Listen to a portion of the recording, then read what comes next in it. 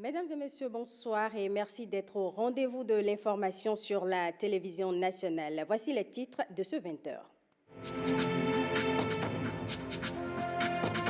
Fermeture des frontières du Nigeria, les ministres de l'Agriculture et de l'Industrie ont rencontré les producteurs d'ananas d'Alada. Les échanges ont porté sur les mécanismes à mettre en place pour pallier d'éventuelles difficultés.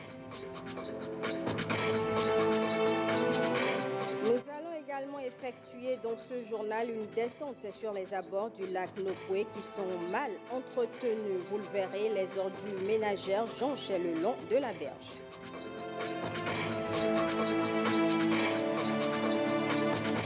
Et puis une note de musique dans cette édition. Nous irons à la découverte du piano avec Patrick Dossou. Il a rencontré un maître qui initie les enfants à la pratique de cet instrument.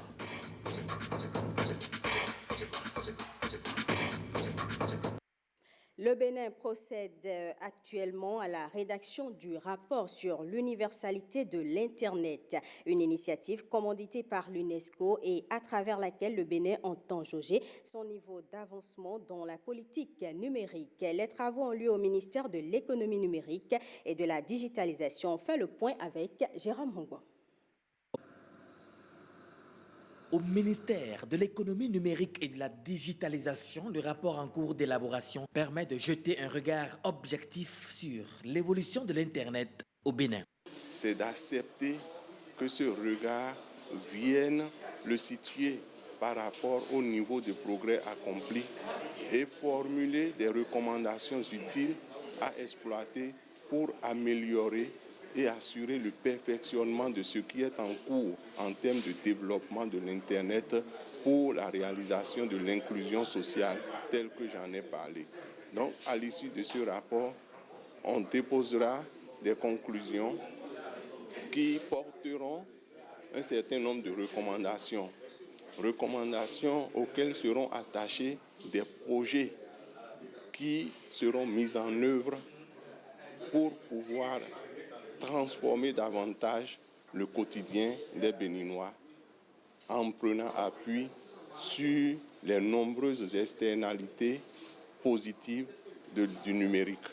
C'est pour la première fois qu'un tel rapport est commandité. Le choix du Bénin est le signe de son dynamisme en matière de numérique.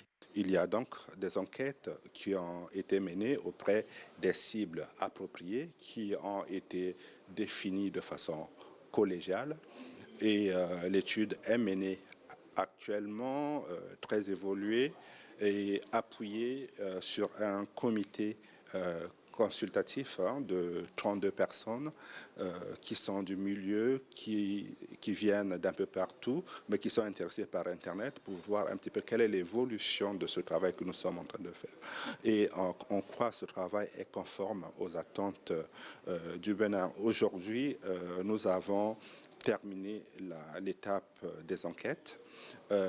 Nous avons amorcé la rédaction et la réunion d'aujourd'hui donc consiste à discuter des résultats qui ont été obtenus avant de présenter donc le rapport pour la validation finale qui aura lieu au mois d'octobre. Donc le Bénin, en souscrivant à la conduite d'une telle étude, veut se laisser visiter par les intellectuels de la chose, recevoir leurs commentaires, leurs critiques, leurs recommandations afin de les mettre en œuvre pour améliorer le quotidien de ces habitants, de ces populations. Prennent part aux travaux des spécialistes en charge de la question du numérique, des représentants de la société civile et autres. Ce rapport sera assorti de recommandations. Aux filles, l'égalité, c'est une campagne de plan international Bénin pour susciter un changement occidental radical. Les tenants et aboutissants de cette initiative pour la promotion du genre ont été présentés hier à Cotonou. On retrouve Jérôme Hongwa. Rouler pour l'égalité des filles, c'est le cri d'alarme de Plan International Bénin à travers ce rendez-vous de Cotonou. Et c'est en référence au cycliste français Laurent Simon, ambassadeur de Plan International, dont le parcours à travers le monde force l'admiration. Avec l'étape du Bénin, Laurent a parcouru 13 pays du continent américain dans lesquels Plan également travaille, 10 pays de la région ouest africaine, ce qui fait à peu près presque 103 000 kilomètres en total, 1700 jours de terrain, et il a visité 150 écoles en Afrique de l'Ouest, soit 34 000 enfants visités, le Bénin étant le 21e pays que Laurent visite. Ce qui me motive à avancer, il y a 4 éléments. Premièrement, je suis venu en Afrique, comme j'ai parcouru le continent américain, pour les enfants. Deuxièmement, c'est soutenir toute ma famille, Plan International, pour le travail incroyable qu'ils effectuent au quotidien. On travaille chez Plan avec cœur, pas pour gagner de l'argent. Je suis là, venu ici pour valoriser le travail et le sacrifice qu'ils effectuent au quotidien pour les communautés. Mon autre rôle, c'est renforcer les partenariats. Je suis venu en Afrique renforcer des partenariats forts, puisque c'est main dans la main que nous devons travailler au présent pour améliorer le futur des enfants. L'autre objectif, c'est aussi trouver des partenaires financiers, puisque le nerf de la guerre, c'est toujours, même si on a de l'énergie humaine, il faut trouver de l'énergie financière, il faut mobiliser des fonds. Lorsque nous voyons ce qui se passe dans le monde, nous voyons les initiatives qui émergent, y compris ce que Laurent a pu faire à travers l'Afrique de l'Ouest et du Centre. Nous pouvons avoir de l'espoir. La campagne aux filles l'égalité a pour objectif de réaliser la seconde partie de la déclaration de mission de Plan International. Nous œuvrons à un monde juste qui défend les droits des enfants et le droit des filles à l'égalité. À travers la campagne aux filles l'égalité, nous voulons que chaque fille et chaque jeune femme soit en mesure de décider sur sa propre vie, de faire des choix éclairés et puisse par la même occasion façonner le monde qui l'entoure. Je fais un plaidoyer pour l'application des tests. Je sais que le Bénin a un arsenal juridique assez fourni en ce qui concerne la protection des enfants et des filles. Mais qu'est-ce qui bloque? On n'applique pas réellement ces tests et ces lois. Et je voudrais réellement implorer aussi nos parents. Le règlement à l'amiable n'arrange rien. Au contraire, ça condamne les filles à vivre dans le silence, à être frustrées. Donc c'est très important de prendre le courage de dénoncer et de suivre jusqu'à la fin, de suivre les acteurs pour qu'à chaque étape, justice soit rendue. Plan International demande aux décideurs d'être à l'écoute des filles et de changer leur approche pour que chaque décision prise ait une influence positive sur la vie des filles. Audience au ministère de la décentralisation et de la gouvernance locale. Le ministre Alassane Seydou a reçu ce vendredi le bureau de l'Association nationale des communes du Bénin. Au menu, les différents programmes exécutés par les communes et les attentes du ministère. Je vous propose de suivre le ministre et le président de l'ANCB au micro de Océane Amoussou. Il était question d'abord de venir présenter nos félicitations au ministre parce que depuis quelques semaines, Monsieur le ministre est devenu notre ministre de tutelle. Vous savez très bien que les communes ne peuvent pas évoluer sans le ministère de la décentralisation. Nous avons posé beaucoup d'autres problèmes en ce qui concerne par exemple les recrutements au niveau des communes. Les agents ISM qui doivent être au ministère, nous en avons parlé. On a parlé des recrutements en général. On a parlé en gros du fonctionnement des communes, les difficultés que nous avons au niveau de différentes communes et nous repartons très satisfaits. Je suis très heureux d'avoir eu cette occasion d'échanger avec les membres de ce bureau, parce que moi-même j'ai été membre du bureau de la NCB. Ils sont arrivés aussi parler d'un projet, notamment le projet Cité.dj, qui est un projet qui veut faire de la digitalisation une réalité dans nos communes. Et ce projet nécessite l'accompagnement de 2 ministères, à savoir le ministère du numérique et de la digitalisation et puis le ministère de la décentralisation et de la gouvernance locale. Ce projet concerne d'abord 4 communes, notamment la commune de Boïkon, de Banikwara, de Tofo et d'Avrankou. C'est un projet qui commence déjà à pas prendre corps sur le terrain et notre intention est de soutenir le projet pour qu'il puisse s'étendre aux autres communes, puisque le travail qui se fait au niveau central doit se faire aussi à la base. Et l'accompagnement du ministère du numérique et de la digitalisation nous rassure de ce qu'il y aura une harmonie entre le niveau central et la base. Fermeture des frontières du Nigeria, le gouvernement a entrepris une tournée pour échanger avec les producteurs agricoles sur les mécanismes à mettre en place pour pallier d'éventuelles difficultés. À Alada, les ministres de l'Agriculture et de l'Industrie ont rencontré les producteurs d'ananas. Blaise Adankbo, Iva Godopessi. Dans leur prise de parole à cette séance d'échange avec la délégation gouvernementale, les acteurs de la filière ananas sont unanimes. La solution face à l'impact négatif de la fermeture des frontières nigérianes, c'est de passer très vite à la transformation. Nous avons déjà les produits sur les bras, ce n'est pas la peine de nous lamenter. Qu'est-ce que nous allons faire pour que nous écoulions ces produits-là? Je pense qu'aujourd'hui, tout de suite, il faut qu'on se fie à des transformateurs. Nous allons essayer de voir les transformateurs. L'heure n'est pas au discours, mais à des propositions concrètes.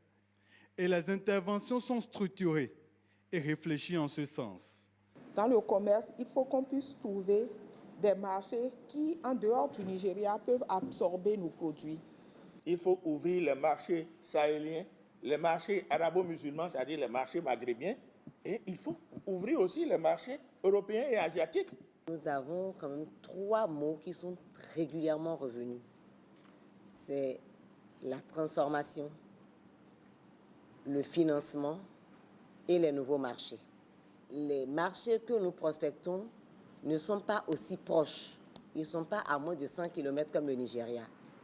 Donc effectivement, nous devons travailler avec des producteurs pour pouvoir améliorer la qualité de ces ananas pour qu'ils puissent tenir ne serait-ce que le voyage. L'administration, avec les structures d'appui, sont aussi conscientes aujourd'hui que nous devons trouver cette plateforme-là de lecture prospective de marché, ce serait une bonne chose. À Alada, épicentre de l'ananas béninois, l'exercice est le même qu'à Grand Popo. Discuter avec les producteurs et apporter la voix du gouvernement sur la situation inconfortable qui prévaut avec la fermeture de la frontière. Idéalement, il faudrait qu'on se revoie, puisque nous allons en tout cas rendre compte au chef de l'État qui nous a missionnés ici. On dit il faut les écouter, de quoi ont-ils besoin et que pouvons-nous faire rapidement. Ce qui est certain, et je ne prêche pas pour ma paroisse, si nous faisons tout et que le paysan ne gagne pas, nous allons plomber la chaîne. Au terme des échanges, le niveau de crispation a baissé, laissant place à de l'espoir dans le rang des producteurs d'ananas. Destination suivante pour la délégation, Glazoué, centre névralgique de la production vivrière au Bénin. Pendant ce temps, le ministère du Cadre de vie et du Développement durable célèbre en différé la journée mondiale de la production de la couche d'ozone, la protection, de la couche d'ozone. Une journée qui réunit plusieurs acteurs de l'environnement avec pour seul objectif de s'unir pour lutter contre la dégradation de la couche d'ozone et l'assainissement de la planète Terre. Axel Doncy.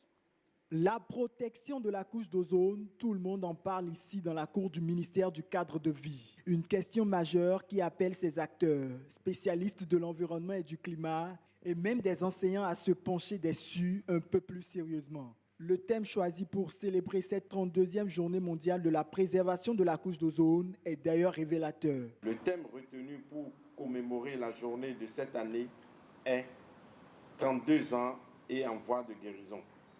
À travers ce thème, nous célébrons plus de 3 décennies de coopération internationale remarquable pour protéger la santé humaine et l'environnement des effets néfastes d'un essai de rayons UV, ultraviolets solaires. Mesdames et messieurs, après le 14 septembre 2018 à l'Infosec, nous voici réunis ce 20 septembre pour célébrer la 32e journée mondiale de la préservation de la couche d'ozone. Au-delà de son caractère environnemental, la sauvegarde de la couche d'ozone nous conduit à la préservation de la santé de nos populations et au maintien d'une planète saine. Un sujet assez important qui nécessite qu'on y consacre une attention particulière, mais surtout d'édifier davantage la population sur la question. Les recherches effectuées par les groupes d'experts ont prouvé que la couche d'ozone se détériore au rythme des activités anthropiques, notamment la manipulation et le déversement dans l'atmosphère des composés chlorés. Avec la production de ces substances qui sont utilisées pour divers usages, tels que l'entretien et le fonctionnement des systèmes de réfrigération et de climatisation, la production de mousse, les aérosols, etc. La célébration de cette année coïncide avec la remise des équipements de froid et de climatisation à 5 centres de formation et 8 associations départementales.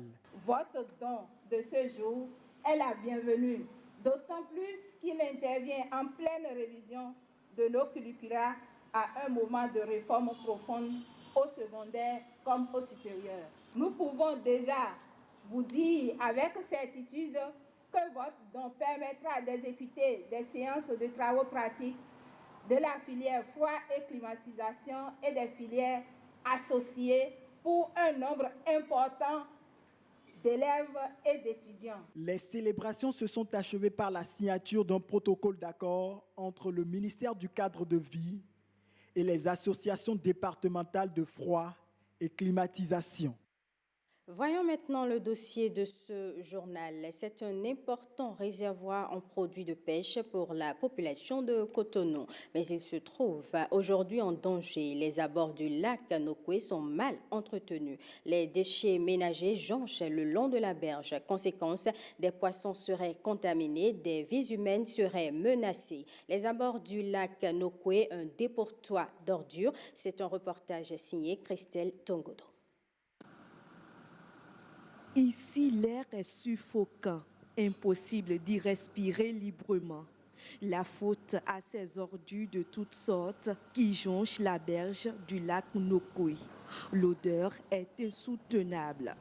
La pollution est à son comble, renforcée par la présence d'objets métalliques lourds, devenus une menace pour des milliers de vies humaines, à tel point que le lac crie au secours. Le lac nourrit beaucoup de personnes, mais il n'est pas bien entretenu. Certains y jettent des ordures.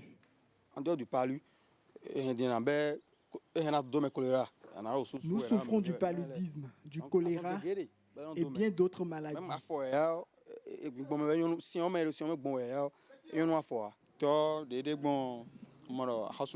Moi, j'appelle au secours des autorités compétentes, car nous respirons de l'air pollué. Un jour, nous serons inondés si rien n'est fait.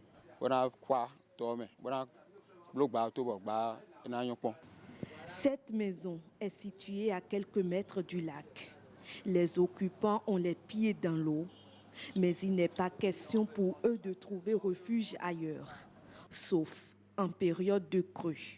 Très souvent, si l'eau vient, si ça ne tarde pas, ça peut faire un mois, 2 semaines, mais si ça vient, que c'est beaucoup, ça prend jusqu'à 3 mois. Dans ces 3 mois, chacun se cherche et chacun rentre pas rester à côté des frères ou des tantes et autres, et jusqu'au point l'eau repart, on revient s'installer, on commence par nettoyer. Quand l'eau vient, l'eau déborde et puis ça vient, on chie dans les sachets puis on verse dedans, c'est pas bon.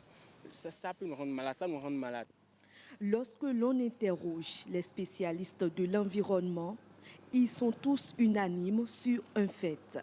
L'état dans lequel se trouve le lac Nokoué est dû à l'incivisme des populations et à un laisser-aller du côté des autorités compétentes. Nous devons accentuer au niveau individuel l'éducation environnementale au niveau de chacun et au niveau de tout le monde. Ensuite, il faut que les autorités qui sont chargées de respecter les lois, les fassent appliquer et les fassent respecter réellement. C'est l'article 6 de ce code qui est là depuis 1987. Si chacun des acteurs chargés d'appliquer ces dispositions-là le faisait depuis, on n'en serait plus là. La pollution du lac Nokoué engendre beaucoup de problèmes environnementaux. Il y a nécessité d'accentuer la sensibilisation à la base et de donner force à la loi. Lorsque ces immondices sont déposés dans les plans d'eau, les écosystèmes, ils tuent tout ce qui est vivant dans le lac. Ils créent des préjudices énormes à la santé publique. parce que c'est une chaîne. Lorsque vous déposez les ordures dans les lacs et les poissons qui arrivent à survenir, vous allez les pêcher, vous avez consommé les plombs, les métaux lourds qui sont des problèmes de cancer, de maladies. On va dire que c'est le grand-père, c'est la grand-mère, alors que ce n'est pas du tout ça. Donc c'est le problème d'hygiène, c'est le problème de comblement du lac. C'est le problème, c'est ça qui crée les inondations en amont et en aval. Vous voyez, donc c'est trop de problèmes. On ne peut pas rester là, impuissant, et regarder ces problèmes-là dans une ville qui s'appelle Cotonou. À quand la fin de l'insalubrité sur les rives? À quand le retour de l'équilibre de l'écosystème aux alentours du Nokoué? Le lac attend des réponses pour renaître de ses cendres. On reste dans le domaine de l'environnement. Une fois encore, la ville de Cotonou a été débarrassée d'une partie de ses déchets plastiques. C'est à la faveur de Éco-Running Spécial, une opération dite spéciale, puisque aujourd'hui, 21 septembre, le monde célèbre la journée du nettoyage de la planète. Vous allez le voir, enfants et adultes étaient mobilisés pour la circonstance. Jean-Claude James, Bernal Dogui. Partis de la plage de Fidjrosé, les participants vont prendre d'assaut les rues. Leur mission, ne laisser aucun déchet plastique de côté tout au long du trajet, mais aussi sensibiliser la population. Le constat est que c'est une entreprise de longue haleine. Il faut continuer à sensibiliser, à communiquer et à poser le bon geste. Le plus important, ce n'est pas de nettoyer les sachets, mais de ne pas salir. Après la sensibilisation, il faudra quand même passer à la sanction. À quelques kilomètres de la plage, le ministre du cadre de vie rencontre au quartier Aïbatin ce groupe de jeunes qui participent à cette édition spéciale sous le couvert de World Cleanup Day. Nous sommes venus d'abord pour mettre salubre l'endroit en compagnie des amis de diverses organisations. Et nous avons aussi eu la chance d'avoir la visite de M. le ministre. Et au-delà, nous profitons aussi pour sensibiliser les riverains sur la nécessité de garder leur cadre de vie sain. C'est une édition spéciale pour nous parce que nous joignons au reste du monde pour célébrer la journée mondiale de nettoyage de la planète parce que nous n'avons qu'une seule planète. Nous ne pouvons pas continuer par la polluer en pensant que s'il y a d'autres personnes de la nettoyer et on voulait avoir plus de monde, plus de conscientisation. Si on arrive à avoir 1000 personnes à adopter de bons comportements, on se dit petit à petit, ces 1000 personnes vont être aussi des ambassadeurs derrière. Et donc pour nous, c'est un objectif assez important, assez large, parce qu'on fait plusieurs choses en même temps. Comme les organisateurs, l'Union européenne aussi se préoccupe de la planète. Ce combat qu'on mène aujourd'hui, il est mené dans toutes les villes du monde. C'est le combat de la ville durable. C'est de prendre soin de ces déchets. De faire quelque chose avec les déchets, les choses que les autres jettent dans la rue. Et je crois que pourquoi c'est une initiative qui est particulièrement touchante et c'est pourquoi on la soutient. Un environnement sans déchets, un combat qui s'inscrit dans la durée et en cela, les enfants représentent un véritable espoir de réussite. L'École nationale des officiers de Tofo vient de mettre à la disposition du ministère du cadre de vie 26 officiers des eaux, forêts et chasses. Leur cérémonie de sortie a eu lieu hier vendredi. Le compte rendu est signé Patrick Ayadi, Bernal Djogui. Sur leurs épaules pèse désormais le grade de sous-lieutenant. 26 ils étaient au départ, 26 ils restent à l'arrivée. Pourtant, leur stage de formation n'a pas été une partie de plaisir pour ces nouveaux officiers conservateurs des eaux, forêts et chasses. Il faut dire que c'est une immense joie, ce n'est pas gagné d'avance. Nous sommes rentrés ici le 1er octobre 2018 et du coup on est rentré dans une formation très intensive, la formation de combattants. Et après ça, nous avons suivi les cours techniques et tactiques couronnés par un stage d'immersion où chacun des 26 stagiaires que nous sommes avons eu des thèmes sur lesquels nous avons fait des recherches. La présence du ministre du Cadre de Vie à cette cérémonie dénote de l'intérêt que le gouvernement accorde à la préservation des richesses naturelles du Bénin. Nous pouvons présumer que les notions essentielles, militaires, qui vous ont été enseignées au niveau officier et qui vous rendent capable d'assurer les fonctions de conservateur à un moment sensible où nous assistons, où nous faisons face à la recrudescence de la déforestation, de la dégradation de nos terres, du grand braconnage préjudiciable aux espèces fauniques en voie de disparition, mais aussi à la montée du terrorisme transfrontalier qui devient endémique. Voilà les conditions dans lesquelles la nation tout entière a décidé de vous faire confiance. Tous les espoirs de la nation sont placés en vous. Sabre en main désormais, la promotion colonel Laurent Worou est ainsi envoyée à une mission républicaine. Des actes de braquage et de cambriolage de toutes sortes ont été enregistrés ces derniers temps sur certains corridors et dans certaines localités du Bénin. Face à ce constat, la police républicaine a pris des mesures urgentes pour mettre hors d'état de nuire les auteurs de ces actes. À travers une conférence de presse, elle a présenté aux hommes des médias ses nombreuses prouesses. Suivons le porte-parole de la police républicaine au micro de Enoch Rongpati et de Bruno Rotekpo. La police républicaine a de ce fait entrepris des opérations anti-gang qui ont conduit à l'arrestation de plusieurs malfaiteurs déférés devant les juridictions compétentes, la saisie de plus d'une centaine de motocyclettes provenant de vols et braquages divers et au démantèlement de plusieurs réseaux de malfrats de grand chemin. En outre, un individu d'une soixantaine d'années, spécialisé dans la fourniture d'armes et de munitions, a été interpellé alors qu'il s'apprêtait à livrer 4 pistolets perfectionnés et une centaine de cartouches à des individus sans foi ni loi, décidés à troubler la paix et la quiétude de nos vaillantes populations. En ce moment, la police républicaine veille au grain pour garantir un environnement sécurisé propice à notre développement.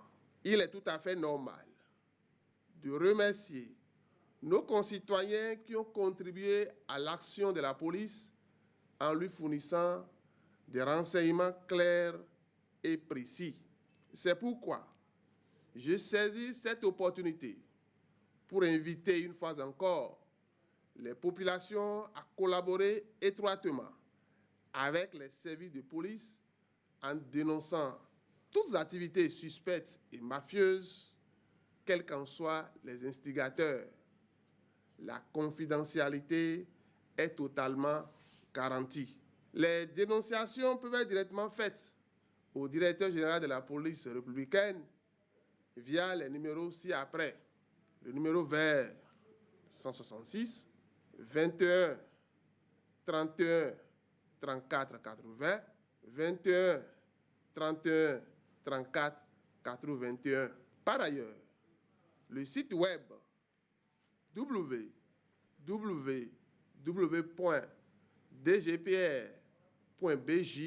peut être aussi utilisé.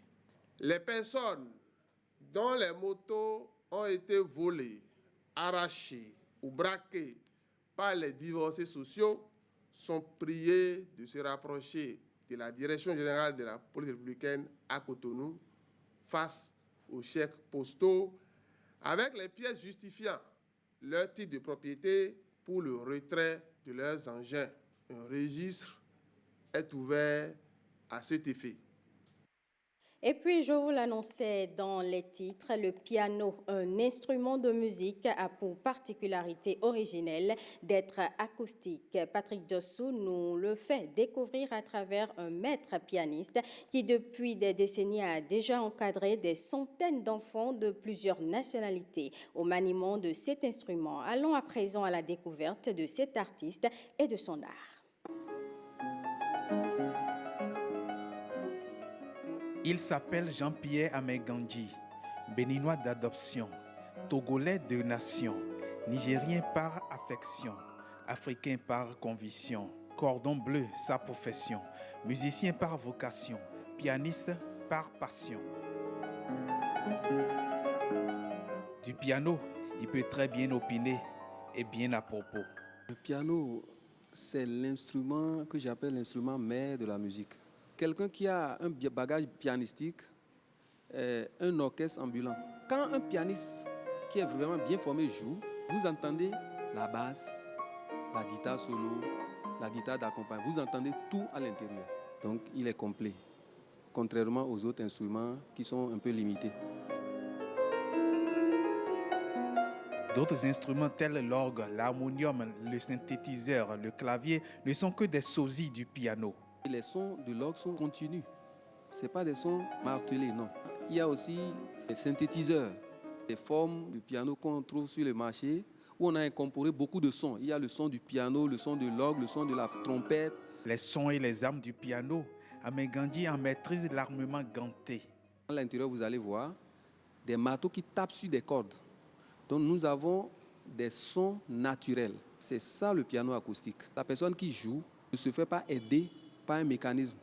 Le piano acoustique n'est ni électrique ni électronique. Il est alors économique et écologique. Le piano acoustique est économique parce que ça n'a pas besoin de l'énergie électrique. L'énergie est fournie par le pianiste qui exerce ses doigts pour taper sur la touche. On touche du bois en pensant aux trois différentes formes de piano acoustique. Il y a les pianos droits, comme celui que vous voyez là. Ce qui est interne est vertical. Il y a les autres pianos, ce qui est interne est horizontal. Vous allez voir certains pianos un peu longs, comme des lits. Donc ça, c'est des pianos à queue. De la manière dont c'est long ou c'est court, c'est à queue ou à demi-queue. Sur chacune des trois formes, il y a toujours trois pédales. C'est le sustain et le diminuendo. Il y a le sustain pour allonger le son et les autres, c'est les pédales qui servent pour diminuer les sons. Le son du piano a un son martelé, c'est-à-dire quand je tape et je laisse, après le son disparaît. Mais il y a une pédale qui fait que même si je tape le son, j'appuie sur la pédale, le son est en train de continuer sans que je n'ai plus besoin de garder le son. Les deux autres, c'est pour diminuer. La pédale du milieu qui diminue un peu plus et la pédale du bout, de la gauche, extrême gauche, qui diminue vraiment. L'expression jouer des pieds et des mains s'accorde bien au piano. Vous avez les 10 doigts qui bougent. Habileté des doigts, habileté du cerveau. L'étude du piano amène l'enfant à exceller dans les matières scientifiques et amène l'enfant à avoir une capacité de concentration très poussée et l'amène aussi à avoir une maturité, une patience, parce que tout cela, il le fait sans s'en rendre compte, en déchiffrant les partitions. Formateur, sur sa géante pierre musicale, Maître Jean-Pierre construit l'enchantement chez ses disciples, même avec des flûtes non enchantées, mais aux sonorités quelque peu enchanteresses.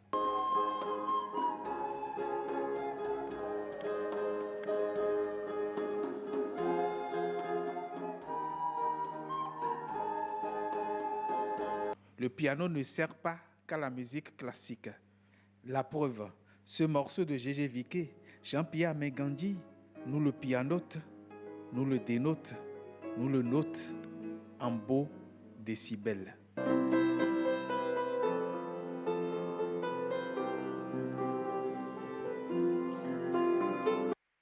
Vous savez désormais tout sur le piano. Eh bien, mesdames et messieurs, ce sera tout pour ce journal que je vous remercie d'avoir suivi.